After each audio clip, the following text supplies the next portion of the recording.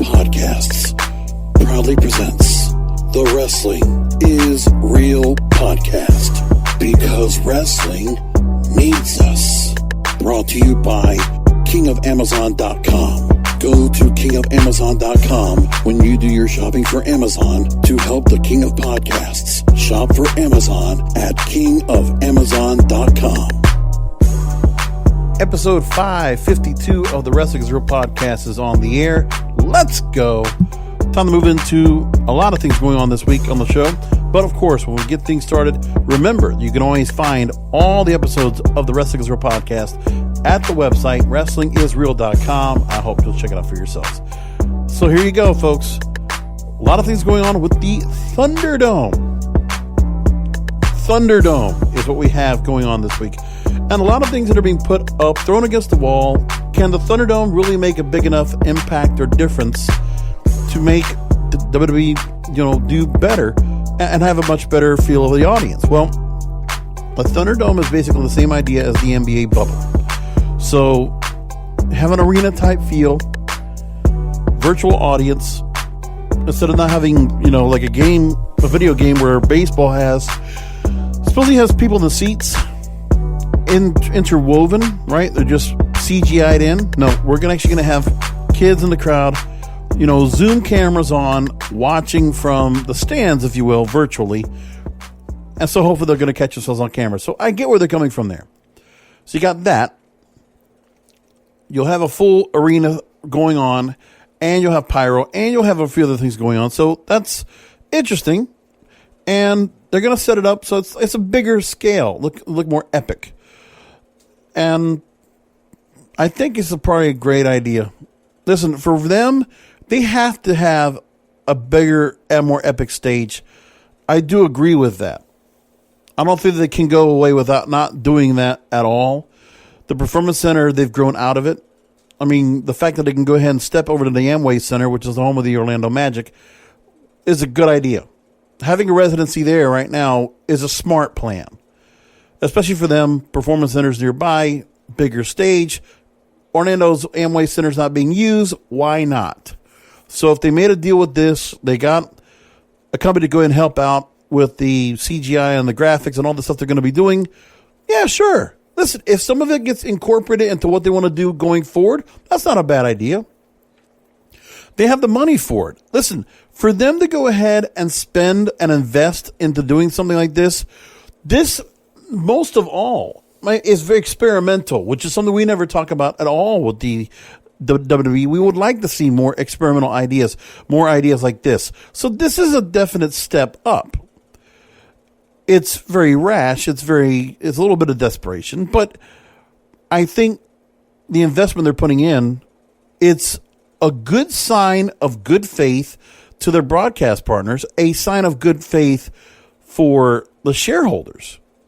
I really believe that. I think if they're doing this, especially to go into SummerSlam season and they need to do something here, I can't disagree with them trying to do this.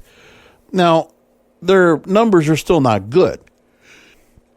If I go back for the last month, their numbers have been hovering between $44 and $46 a share. It's now not good. But the thing is, if the ratings go up a bit, if this kind of helps out, if this experience kind of helps for them when they get back to live shows eventually, it's not a bad idea. I think overall it's smart. Now, again, here's what we're looking at. You can see pictures of the construction. I have it linked here on the page. We're at wrestlingisreal.com. Just look for it under the description of this show. However you find the show, whether it's YouTube, whether it's through the podcast page, wrestlingisreal.com, Google Podcast, Apple Podcasts, all the other things, things like that. So the ThunderDome is going to include a state-of-the-art set, video boards, pyrotechnics, lasers, cutting-edge graphics, and drone cameras. This is all good. And they're leasing out the Amway Center for the next 2 months. And they can always renew it, depending on how things are going. But to do from now on through November is interesting. So maybe they'll run this through Survivor Series, and then they'll figure out what they do next. Maybe they'll try to figure out how they can do live events after this. And who knows what they're going to do. I think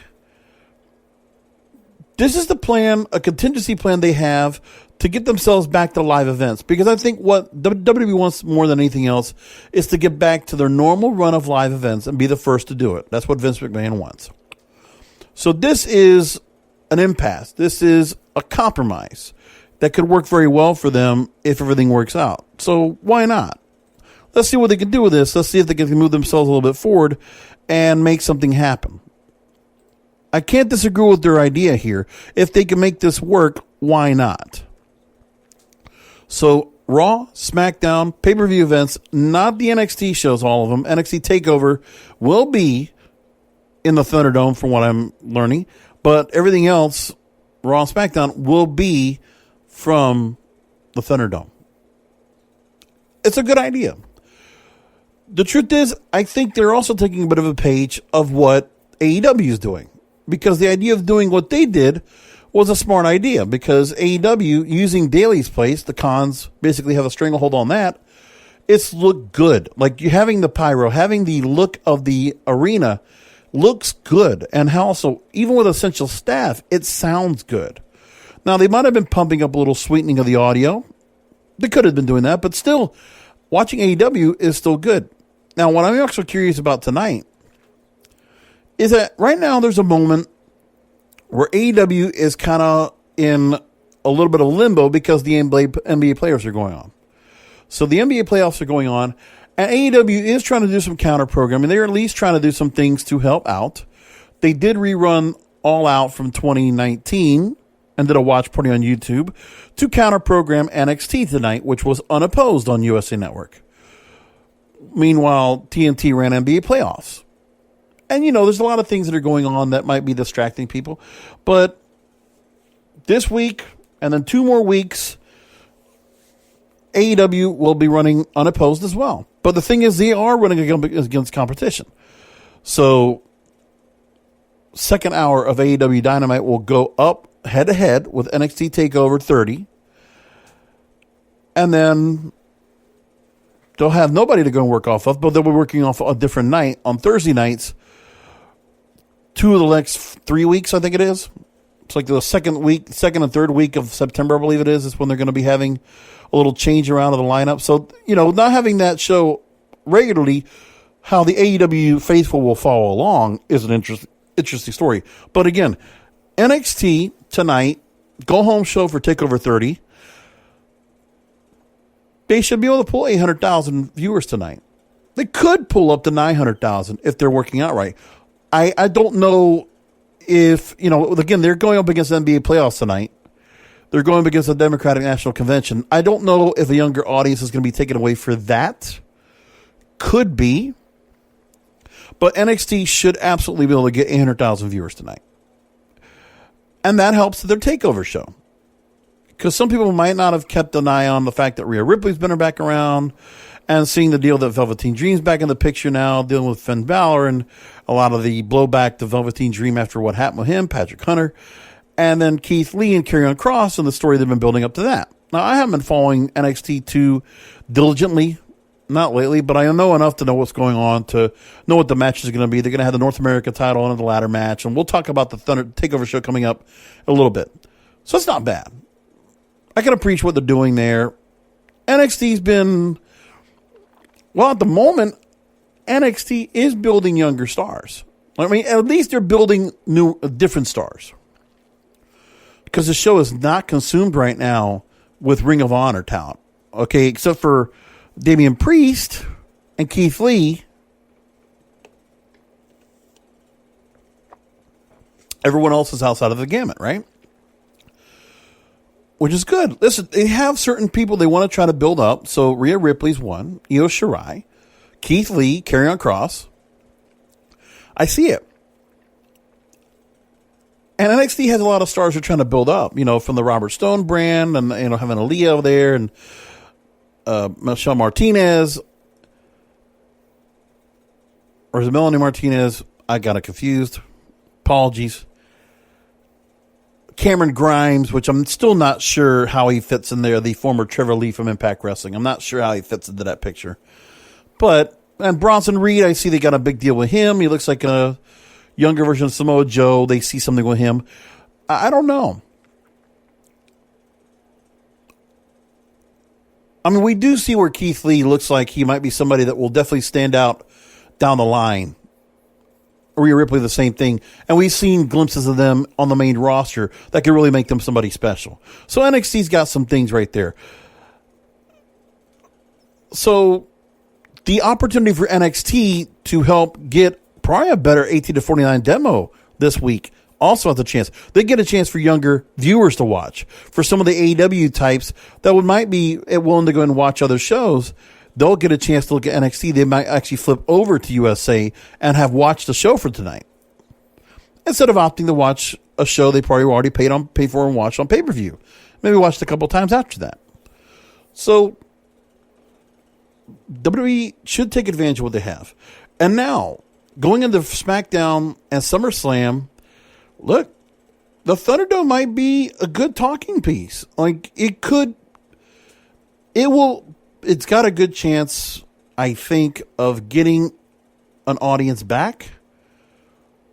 I honestly think that the Thunderdome might be enough to get viewers back that they had pre-pandemic. I think they could go ahead and definitely pull over 2 million viewers on both Raw and SmackDown coming back. I think just the appeal of the Thunderdome will get people coming back to watch. Some of the faithful that have been abandoning WWE for a while, I think they come back for it. I don't see why they don't.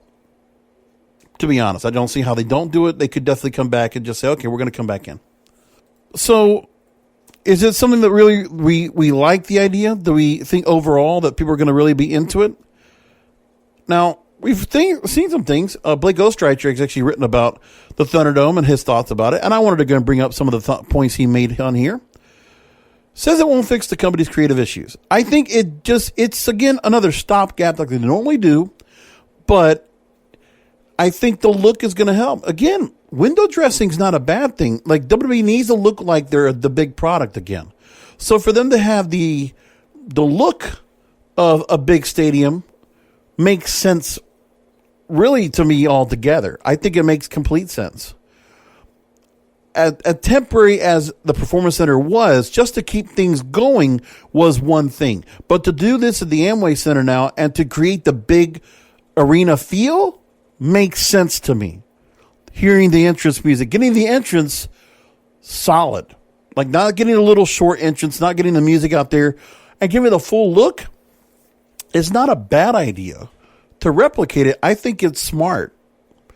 It's a lot of money for them to be able to put. I mean, they've already been saving money by having the setup they normally have going out there. They're still not bringing out a live crew. They don't have a road crew out there to have to send out. They got a crew from Orlando that, again, they're in Orlando. So there's a lot that they can be doing in terms of creating an entertainment experience. Absolutely works. They're creating something that will create engagement again with these Zoom calls. The people coming on, listening, watching virtually, they're going to be able to see themselves on TV. That's not bad. And, it's just interesting what they're going to do. Now, it's not a bad idea overall. So let's get into it. The new interactive experience. So after news broke out, Blake writes about how this is a giant blob of bells and whistles, he feels like. He prefaces that the Performance Center era has undoubtedly hampered the quality of its shows. Viewership has plunged to record lows. And there's little doubt that the monotonous, if not downright boring atmosphere established by the Performance Center has played some role in the downfall of the ratings. But as AEW, getting a considerably better job of maintaining its audience, has proven circumstances resulting from the pandemic don't have to doom a pro wrestling company to failure or even disappoint. Because even for Impact Wrestling, their numbers are doing fine, and they have empty arenas. But they have been creative. They're doing stuff backstage. You got Locker Room Talk with Madison Rayne. They've been doing Wrestle House for the last few weeks, which has been entertaining. I actually like Wrestle House. That's actually been pretty cool. And honestly, not to do it the full time, to incorporate it into the normal programming is smart. And they're doing special events. Like, it's still very good overall. So WWE is making a fairly minimal financial investment, hyping a WrestleMania level productive value. Because remember, we are always awed and inspired. Like, seriously, when we look at the shows in Saudi Arabia, like when they put that kind of stuff together, when you look at what they do normally with the setup of the arenas anyway, especially for pay-per-views, to get that kind of look, it's kind of cool. And remember, for WWE, even though they haven't had to spend money too much, they've been saving money by doing their production like they're doing right now. So they're investing money back into their product. They need to go ahead and spend some money on some resources. Why not do this? Like for them, if it brings money back, if it gets everybody peace of mind, I think that is the smartest thing they could do. Now, the creative side is what Forbes is what Blake Illustrator at Forbes is talking about. So let's talk about that. He says here that the real issues over the past 6 months, which of course I'm always going to say has been longer, it's been going on since way before I started this program in 2012, as the overall quality of the product. Now, he points out some bright spots: Sonya Deville's advancement, Bayley and Sasha Banks, Drew McIntyre's push, Randy Orton's resurgence, but the company has had more swings and misses since March.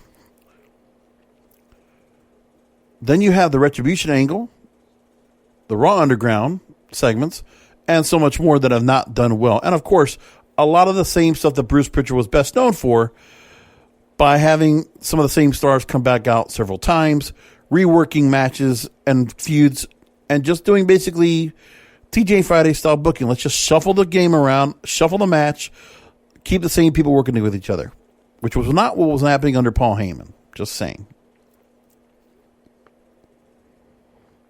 He goes to these storylines and makes a big list.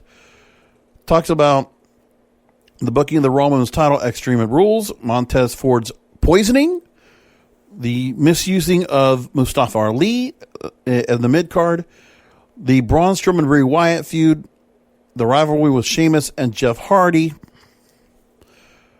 Aleister Black and Shayna Baszler, and their falls, basically, from where they were before. Really just a deflation of what they were doing before. Miz and Morrison being booked as basically, comedians and clowns. And so, again, the stopgap that Paul Heyman put together has been destroyed. Again, he at least kept ratings at a certain level without going any lower. But now they're below the Mendoza line. So they're fucked. And that's what it comes down to. So when you look at how Heyman had things going, he was looking at up-and-coming talents, which is what he always does. That's how SmackDown was so good in the early 2000s. That's why ECW was so good. It's what he does. But you can't work on that in WWE. He probably would have been better off working in NXT. But Triple H's product is that. That's Triple H's toy. He doesn't get to work with that. But Paul Heyman, I think, would do a great job working in NXT, personally. Just saying. So then you look at stars of yesteryear: Shawn Michaels, MVP, Orton, Ric Flair, while Ali, Black, and Baszler are all put to the side. SmackDown, Blue Brands are the same stars who've been there for a long time: Strowman, Wyatt, AJ Styles, Jeff Hardy, Alexa Bliss, among others. The only real change up they've had have been the women, Deville and Mandy Rose, which, has worked. And also taking Otis away from that has been pretty good. Also throwing in the Shorty G, Baron Corbin stuff has been horrible, But again, also I think it's been overkill of Sasha Banks and Bayley, but they like that. Blake also continues to write, despite Heyman's removal as Raw Executive Director and Bruce Pritchard taking the reins of creative process alongside Vince McMahon, the solution to plummeting viewership hasn't been to put a concerted effort into taking the necessary steps to improve it. And it's never going to be that way. We all know that. They're never going to figure this shit out. You cannot continue to think that by having the same people in the bubble, okay, to quote, and I'm making my impersonation of Vince Russo, you cannot continue to do the same thing with the same people in the wrestling bubble. You need storytelling. You need writer. You need a new way of being creative. You need to look at what's going on. And that's the whole point.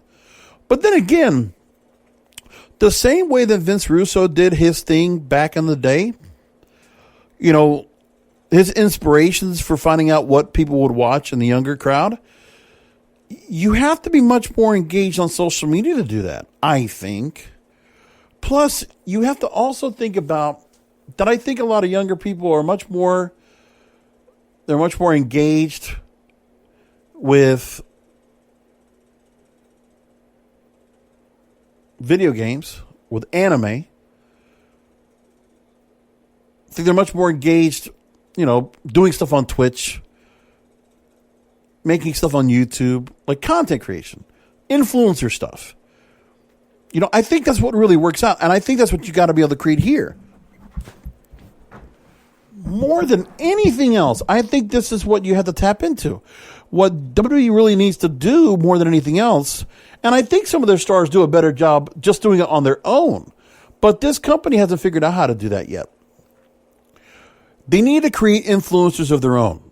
Their stars they need to be an attachment of influencers themselves. It's what it is.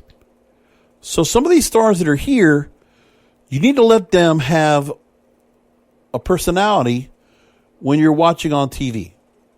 Okay, when you're looking at what's going on, right? When you are looking at what's going on with what you need to do to go and bring out a younger demographic. Because remember, the crowd they have is 50 plus. They are holding on to the remnants of the Attitude Era. 20 years removed. The Ruthless Aggression Era was kind of attached to the Attitude Era some 10 years ago. With all of that, you have to think of the fact that you can't keep this style of what they're doing now up. Raw Underground is a throwback to Brawl for All, whether you like it or not. When you look at, and yeah, they're kind of going the UFC route a little bit here and there, sure. But when you think about it, it doesn't work that way. Honestly, you have to think of the fact that the audience you have out there, they are all into social media influencers. And with all the people that are either in the movies, doing music, on television, or on YouTube, or Instagram, or TikTok, they're all influencers. You have to be able to have your stars become influencers. And what's surprising enough is those that have been somewhat influencers, Mandy Rose, right? Sonya Deville, Alexa Bliss. Most of the women have done an exceptional job of that. I believe that the New Day have done a bit of that as well. The up, up, down, down, things like that. The thing is, WWE is trying to take the adaptation from what they've been doing with their audience when it comes to going the sports route, trying to get the fans that are following along from a sports aspect, maybe UFC, they might watch NBA or NHL or football or NFL or college football, whatever. Sure. But we're talking about the audience that would be men and women that would be wrestling fans. You want them to come from the social media end.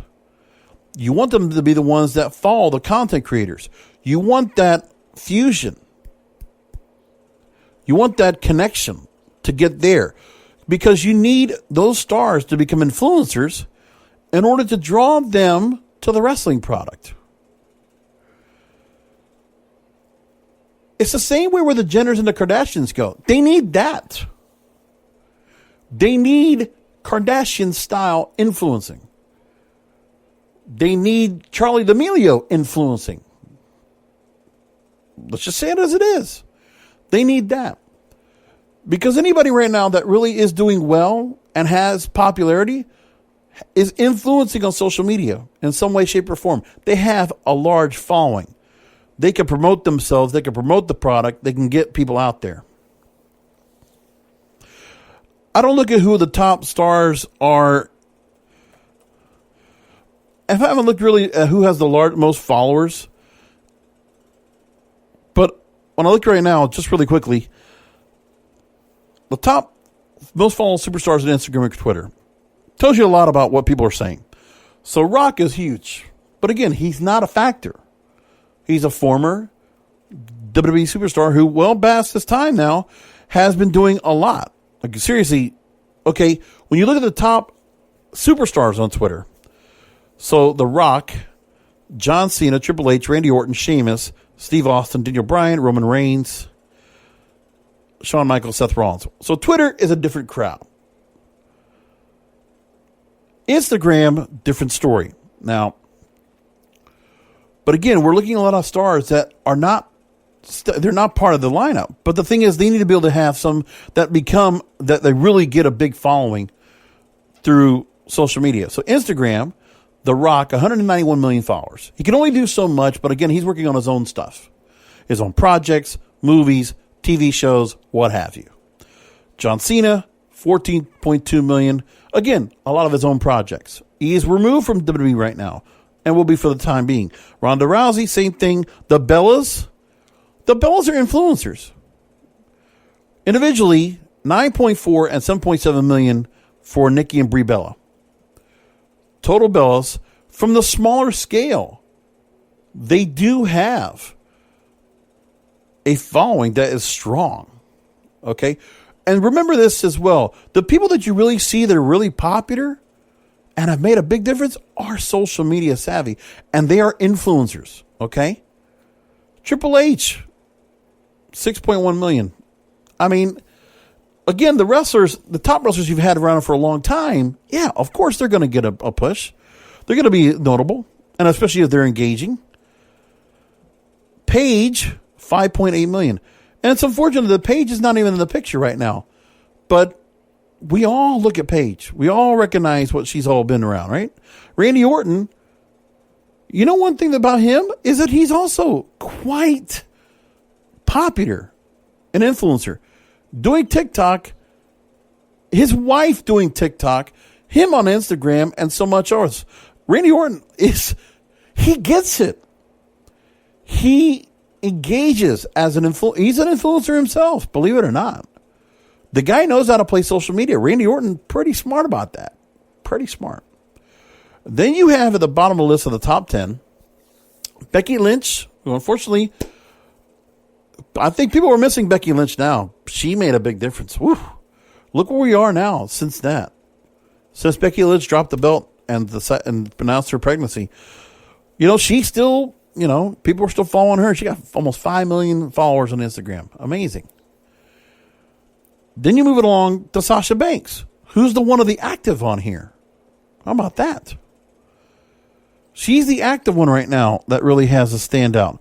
If I look at who else is on Instagram and see what it makes, and I'm just making my point here of who's popular and who really stands out and has a huge following, is what you got to look at.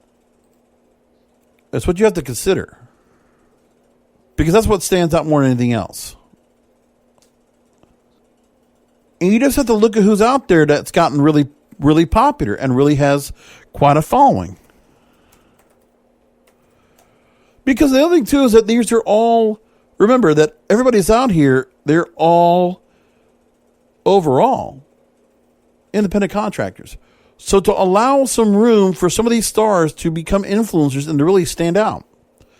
You have some that are outside that top 10 that make a big deal. Okay, Mandy Rose, 2.5 million followers. She has a number of things going for her. She has a beauty line that she's promoting, fitness, and other things that she's doing as well. So she's got herself out there, multiple projects, doing stuff with Fashion Nova, doing TikTok stuff, doing YouTube stuff, magazine covers, all that going on. Bayley, 2.9 million followers. Alexa Bliss has 4.8 million followers. So the fact that we're seeing all of them on TV makes sense. Well, Alexa Bliss is more of a fandom than it is her being an influencer because she's not necessarily doing so much of an advantage to kind of do things out there. But what's happening with her that's being said a lot about is that she's dating Ryan Cabrera, which at one point was a pretty prominent celebrity, singer-songwriter. And his days of popularity at his highest peak popularity has been 15 years ago. But, I mean, nevertheless. And also, let me just make mention, too. He's 38 years old. Meanwhile, I think Alexa Bliss is like, well, she must be like mid-20s. Maybe late 20s. But she's got almost 5 million followers, and Ryan Cabrera's got less than 100,000. Just tells you everything that you got to know. So for more her, it's just, beautiful girl on Instagram, but she's not necessarily doing anything where she's pushing herself out there, right? And there are others doing the same thing, like, Liv Morgan's quite a bit of an influencer, but I think you could be building her. She's got merch. She's got other things she's doing as well. Stands out for herself. Like, she's got a good engagement with her audience. So she's doing a lot. And again, I think that's what you got to look at, is you got to look at some of the stars that are able to do some influencing. Now, I know I'm going along about this, but I really think if you want to really answer what you need to do to kind of get things going in the right direction, not take the Vince Russo route, not take the wrestling bubble route, get back to promoting stars that you see have a footprint in social media, an influencer's footprint. If you got that going for you, then you're going to stand out. So for them, I really feel like you need to also see where you need to see more going on where some of these stars that have a following, you need them to absolutely be out there first and foremost. Let me tell you another thing. When I look at New Day, they're missing a lot without Xavier Woods. Xavier Woods not being out there is missing. It's a missing piece big time. Big E, they could try to work with, they could try to do some things with, but it's just not there. And having him out there as an individual star, that's fine, but not even close to where he could be. I mean, working within the fold, that's fine, but the truth is, he doesn't have that. Again, I just think that it's not even about the athleticism of who's out there. I think you need to take the influencer route. That's the winning formula. You honestly have a good footprint of talent. There's not any question of talent over the top. But you got to look at what they also offer as an influencer. Social media, whether it's a large YouTube base, Instagram, TikTok. Why Lana's been left out, well, I don't even know if she's coming back or not. And we know Rusev is no longer around. I forget his name, Miko, that's right. So we're not going to see him around anymore. And the thing is, that's where we are. And I just think there's something to be said about where everybody is, and it's tough. There's not much you can do right now. It's in a tough spot. Like where WWE has done a good job in their own end of doing social media and being very well involved and engaged. But I think they need to do direction in their social media. I don't know if some of the programming they're doing with the network and try to repurpose it now, I don't know if it's doing so much. But the younger stars that they need to take the influencers. The ones that are getting a good footprint, and also encourage it. Like, let them make some extra money. Especially when they can't work live events right now, when the real bread and butter's not out there. Let's get them something to go and do that would actually make sense. Just saying. I want to see what Blake actually finishes up here saying. So he's talking about how the fact that what they've been doing is creating something that creates a buzz that quickly fades away. And they think the ThunderDome concept will be the same idea. A nice new shiny object that will get old with time. Yes. But I still think what you need to do more than anything else is stretch things out. Is to make it where you have something tangible there. You need to go ahead and work with the stars that are able to go ahead and engage and tap into the audience. And they have to be able to nonchalantly bring the audience in. If they're able to do that, they will be effective. I really believe that more than anything. That's what they got to figure out. Constructive criticism. Take it. For free, WWE. I don't ask for anything. I just want to watch a better product. I am excited for the Thunderdome. I am very interested in what they're going to do. But more than anything else, I think they need to figure out what else they're going to do with that. I just don't know where they're going to go. It's tough. So anyway, let's move along now. Let's go ahead and get ourselves prepped into what's going on. Because this time they're going to do some preview predictions for NXT TakeOver 30 and SummerSlam coming up this weekend, which I will be doing post shows for. I might just do a show on Saturday night to do TakeOver 30 because then I'll have Dynamite to talk about, maybe a few other things that will happen between now and then, get a little run of how the Thunderdome looks. So I'll probably do a show on Saturday night, and then I'll do a show on Sunday night to recap SummerSlam. We'll do all that. So Triple H did a conference call leading up to NXT TakeOver 30. Triple H announced that there would be plans of a WWE Draft this year, but it was confirmed, but did not give a specific date, but that would be happening later this year. Dave Meltzer reported that the draft is currently scheduled for October.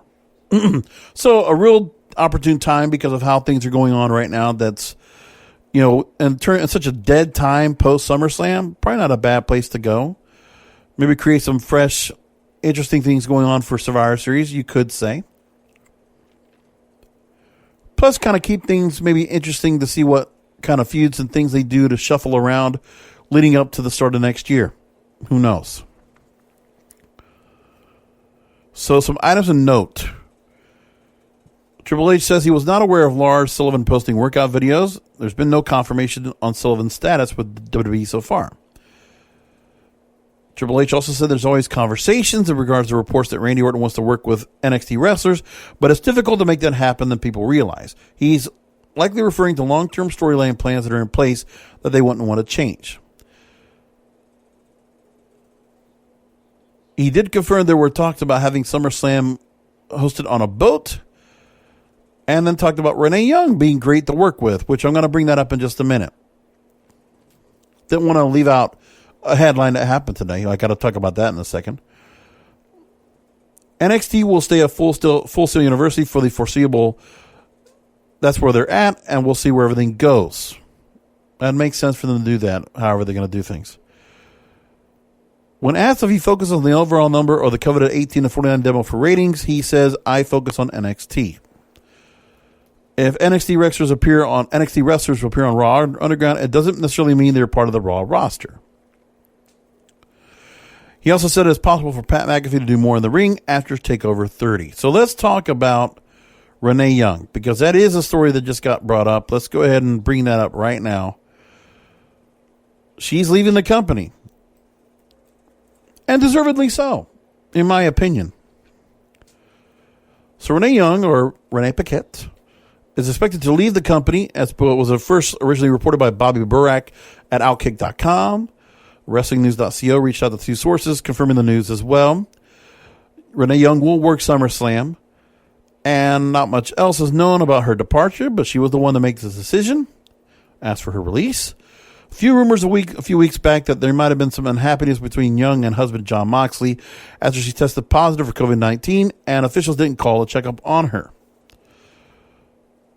So then she's gotten some interest from mainstream media companies, and there was talk just a couple of years ago about ESPN wanting to sign her. She's one of the most well-liked people in WWE, and she has been praised by fans for being one of the best interviewers of many years, despite the scripted nature of the shows. Her departure will spark rumors she may join AEW and Jon Moxley, but there's doubt that there are many options on the table, because ESPN would be likely, if not already, have reached out to see if there's interest. And Renee Young right now is currently working on releasing a cookbook. Look, she can do whatever she wants. I always thought she wasn't long for staying in the company, not because of Jon Moxley leaving. I just think that she's done all that she's been able to do in that company, and she's still very young. She's 34 years old. For her, now is a good time as any to go ahead and say, let's go ahead and step out and do something else. Who knows what that might be? At 34 years old, she might be considering having her and John might be considering kids. Who knows? Or she might want to continue her career. And as she does, I have no doubt if ESPN wanted to sign her, they would. But I think they're in tough spots right now. I think the money's not there. But if Renee Young wanted to go there, I think they could make something work out. So for the platform, well, yes. But I think the money, she can command a good amount of money for what she's done. I don't think she goes to ESPN. I personally think Fox Sports should be courting her because of the fact that she did work at Fox. She's worked with that team. Even though Backstage was not a show that was well crafted, I don't think it was her fault. And again, it was what WWE wanted to do with that show and how they did it. I think what it has more than anything else is that I just think that Renee Young has better things to do if you take her out of the wrestling genre and you have her do other things.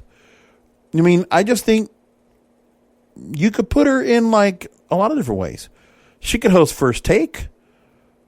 She could probably do Around the Horn. Who knows? She could probably have her own show. But she could do panel shows. She could host panel shows, no problem.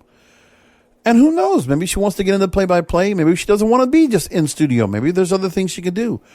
I think if she goes to Fox or if she goes to ESPN, that option's there. I think that's what she does. But the moment, she could do that. But who knows what she has in her cards. I don't think wrestling is in her future. I think she goes to a sports outlet and she expands back on what she originally did. Because she did other sports before, doing Sportsnet in Canada. And I think she goes back to that kind of setup here, but gets to work American sports. Global sports leader. Whether it's Fox or ESPN, I think she goes there. Now, as for her work, yeah, great interviewer, great person, likable, very likable. I'm not as critical as other people are when it came to her commentary. I just think it was just the timing that she put in. Because I think more than anything else, people didn't like her work on the main roster. And look, who's going to do well with Vince McMahon in her ear? In NXT, I thought she was very good. I think her in NXT was actually quite good. I actually enjoyed her there. I always enjoyed her doing the pre-show stuff, like doing the panel stuff. She's great at it. Interviewing, great at it. I think there's so much for her to do. And again, she's just so young, so talented, and so likable. There's a lot of things she could be doing. She don't even have to do sports. She could be doing other things. She could be emceeing other stuff. She's a host. She is talented, professional, well-trained, a lot of experience in television. So any kind of project she wants to do right now, she can do. She can command. Let me tell you something. Say for instance, if if The Rock wanted to get somebody else to go and help out with Titan Games, he could ask for that. He could do it. Who knows what they could put her doing? Who knows what there might be? A lot of different things I can imagine. And I wouldn't be surprised. So there's a lot there. Just have to figure it out. So I wish her nothing but the best. I don't put any dampers on her career. I think she did a damn good job with her career, for what it's worth. I think what she did was good. I can appreciate what she did. I think she did a really good job, period. And I hope that she really steps up. And again, I don't think she has any reason to go to AEW. And even if she did, they would have to go and move her somewhere else and do other things. So that's where we are. What it comes down to. Want to take a little bit of time to talk about what's going on in the other organizations. A couple of things that are going on that are very interesting. I did catch Brian Myers, or the Kurt Hawkins, who is featured now as a player on Impact Wrestling. So they're just getting him started right now. And I'll tell you what, when it comes to Brian Myers, he took some shots. So there was a segment where Jimmy Jacobs, I forget, he was doing an interview with Willie Mack, and this is where Willie Mack was, talking about how Rich Swann was getting messed up at the hands of the world-class maniac Eric Young. And then all of a sudden, Brian Myers drags Jimmy Jacobs to go and do an interview, sits him down, and says this. Quote, have I always played by the rules, done everything I've been told, listened to veterans? Where did it get me? Where did it get me in this business? Fired with a wife 6 months pregnant sitting at home. I'm so sick of being referred to as somebody's good hand. It disgusts me that major decisions in this business are made by some out-of-touch 70-year-old man in some goofy production meeting. Not anymore. I'm taking my career and this business into my hands. That is a shoot. Quite shocking to hear that. And Myers now refers to himself as the most professional wrestler. He's the first one to really take the shot right there and to make a point, and probably wanted to do that. He wanted to go ahead and make himself known that he wasn't happy with what happened, how things happened in WWE. Because remember, he's been down there for a long time. Now, Impact Wrestling so far, with the stars they've brought on board, EC3 coming back, taking a shot right now, stealing the TNA World Heavyweight title off of Moose. Heath kind of doing a little bit of offshoot of what he was doing before. I mean, he's like trying to find himself into the company. They're trying to play that gimmick right now. Eric Young finding his way back strong. EC3 coming back strong. Like when you have stars like EC3 and Eric Young from the TNA mold, bring them into Impact Wrestling, you can easily reincorporate them back into the mix and they'll be good. Let's see that right there. So that works out. There have been a few things being said about Major League Wrestling that they actually are trying to get themselves set up to do shows. I haven't heard anything yet, but they've got a few things they've been doing right now in terms of strategic rights partnerships, TV partnerships, and more, among other things. One of the things they did now is they got themselves set up with a digital entertainment partner where they're going to be on a new streaming service called the DOE TV network. And the network will be available in all major streaming platforms. So it'll be available on Android, Apple iOS, Android TV, Apple TV, Amazon Fire, Roku, PlayStation, Xbox One, Chromecast, and Virgin Media. And it'll also be on Pluto TV, which Pluto TV is awesome. So it looks like that BN Sports is no longer going to be running them, and MLW will run Fusion now on the new network. So it'll be streaming, and that's where you'll have to find it. Interesting. But I like that they're actually doing that. Plus, they also have a new international TV deal. So there's a few other things they're doing. They got themselves now in Poland, and they're working on other areas. So they're trying. They got a lot of things they're trying to work on right now, so I can appreciate what they're doing right now. But they have no shows as of yet. Ring of Honor is trying to get themselves back up, but they are ready to go ahead and start doing tapings. A spoiler came out about Ring of Honor that EC3 is working the Ring of Honor TV tapings in Baltimore. So he'll get to go and work Impact and ROH. So last week, Ring of Honor, I didn't get a chance to talk about this on the show because it came after press time. Ring of Honor will be producing TV shows for Ring of Honor Television in Maryland and Baltimore. So probably with some place where the Sinclair broadcast partners can do the show. Ring of Honor will have a stringent protocol with the Maryland State Athletic Commission. They'll have testing and safety measures. No fans or staff. Only essential people will be there.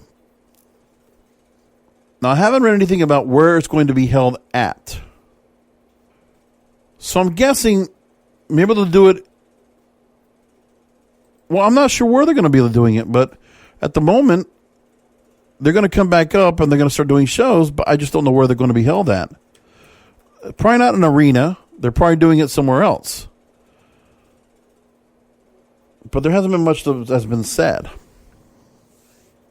Now, Brian Alvarez on Wrestling Observer Live said the tapings would be unlike anything fans have seen in pro wrestling. There were plans that said that hardcore fans as in dedicated fans will be pleased with Ring of Honor's upcoming efforts. And if the fans feel like they've been missing something from the pro wrestling as of late, they'll really enjoy what's going down at the tapings later this month. But nothing has been said yet as to what they're going to be doing. One of the things they're going to focus on the tapings is a Ring of Honor Pure Title Tournament, which originally was scheduled for April. And that's the plan of that. Now, there is one thing I guess I could bring up that I wasn't really sure I was going to bring up beforehand, but I guess I could talk about that real quick. Is the issue with Sonya Deville or Daria Baronato and a stalker, an attempted kidnapping of her. So let me bring that story up. I didn't bring that up yet. So Mandy and Sonya, they were at Deville's home in Lutz, Florida, just outside of Orlando. More like towards Tampa, if I'm correct. When Philip A. Thomas tried to abduct her, Tampa Bay Times revealed new details on the incident, which came from Deville's motion for a temporary injunction against Thomas. And the idea was to keep Thomas in jail without bail. So Philip A. Thomas II, he drove from his home in South Carolina and arrived in Florida this past Sunday morning at midnight.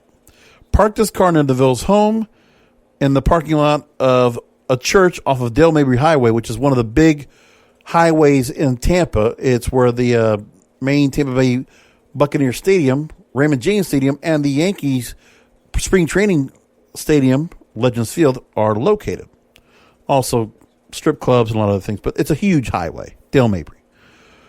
Now, he walked into the nearby subdivision where Deville's home is, cut a hole in her patio screen, and waited for hours, watching and listening through windows. Watched as Deville went to bed shortly around 3 a.m., tried to enter the home through a sliding glass door, hit the security system.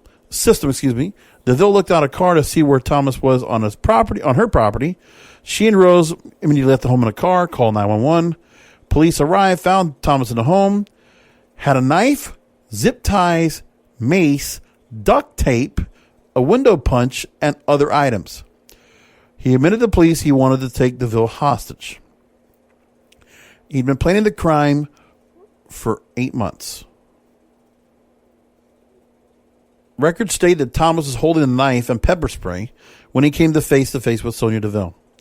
The petition also outlines the increasingly threatening messages that police say Thomas had been sending via social media.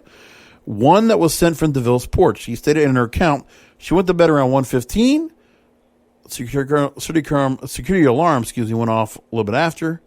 She ran to the keypad in her garage to disarm the system. System showed a family room door was open. She woke up with Mandy Rose and ran to the family room. Hillsborough County Sheriff's arrived minutes later. We all know about that.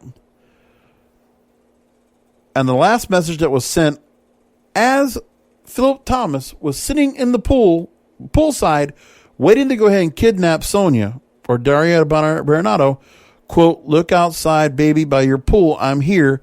I'm going to kill that little bitch you have inside with you." Referring to Mandy.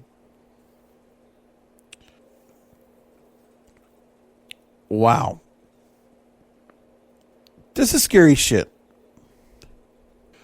The defendant admitted his intention was to take Ms. Baronato hostage by spraying her with pepper spray, binding her hands with zip ties, wrapping duct tape around her arms to keep from fighting back.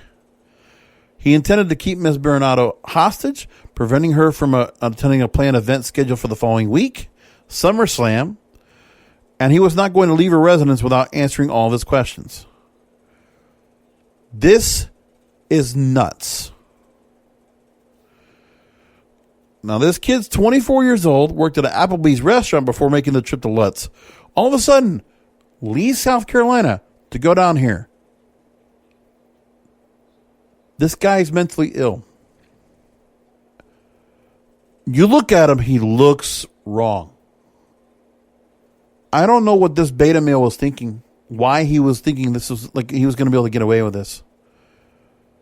Sonya Deville would write on Twitter, says, quote, "Thank you everyone for your love and concern.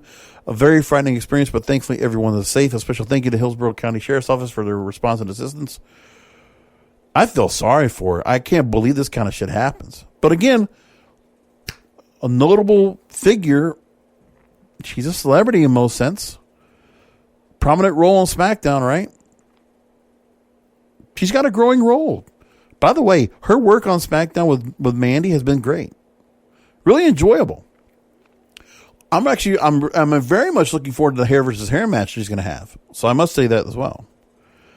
So anyway, a couple of things I want to get into before we can wrap things up. Let's go ahead and get into preview predictions for SummerSlam and TakeOver 30. I'll just make this real quick. NXT Championship will have Keith Lee taking on Karrion Kross. Good setup for their match. I think Karrion Kross will win the belt. I don't even know how you put it any other way. I think Karrion Kross, you flat out let him beat Keith Lee, period. And Keith Lee moves up. Or I don't know what they do. But I think Karrion Kross wins.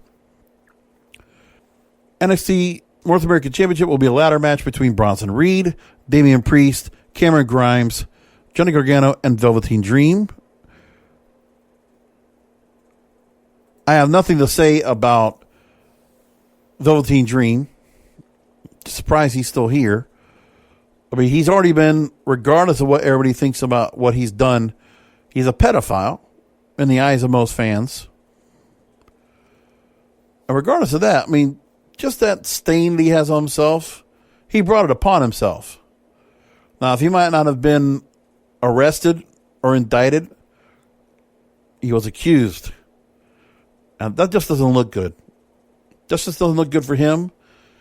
And I don't know if Velveteen Dream should be around that company anyway, but hey, if the company decided to go and hold on to him, oh well. I don't know what you do. Io Shirai versus Dakota Kai for the Women's Championship.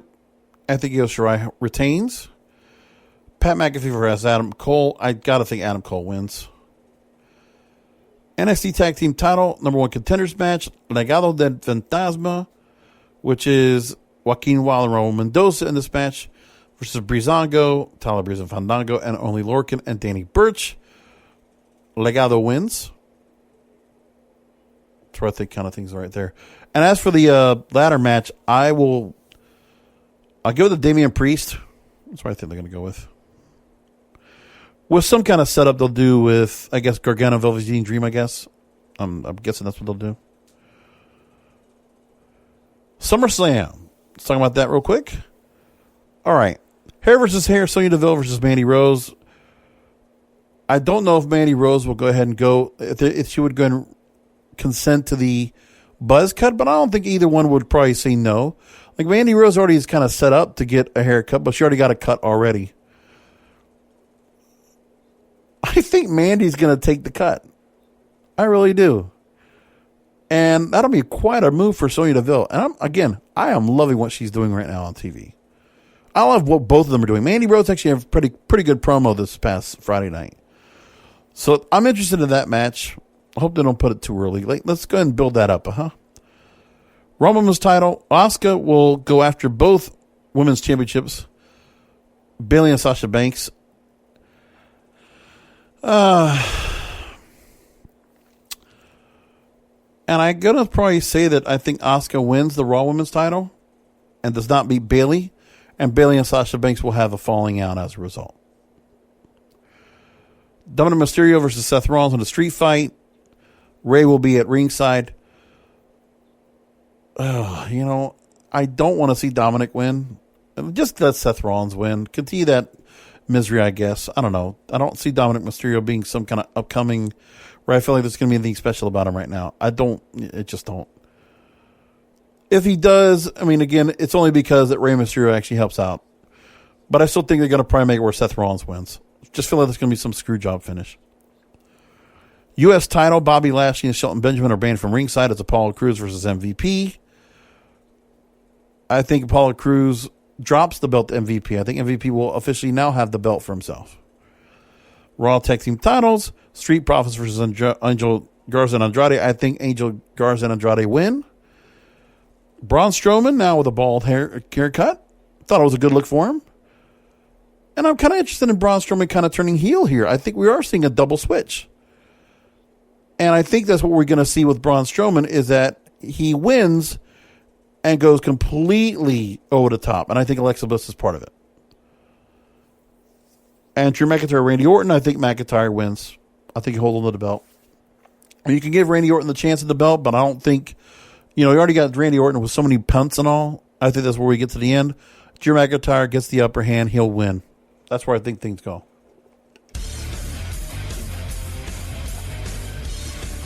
And we will see if I'm right or wrong. Anyway, we'll leave it there. Thanks for listening in. Find out the show, as you always do. Come back this weekend. We will do post shows Saturday, Sunday night to cover TakeOver 30, NXT, AEW Dynamite, the Thunderdome, SmackDown, all done on Saturday night. Sunday night, we will cover SummerSlam 2020.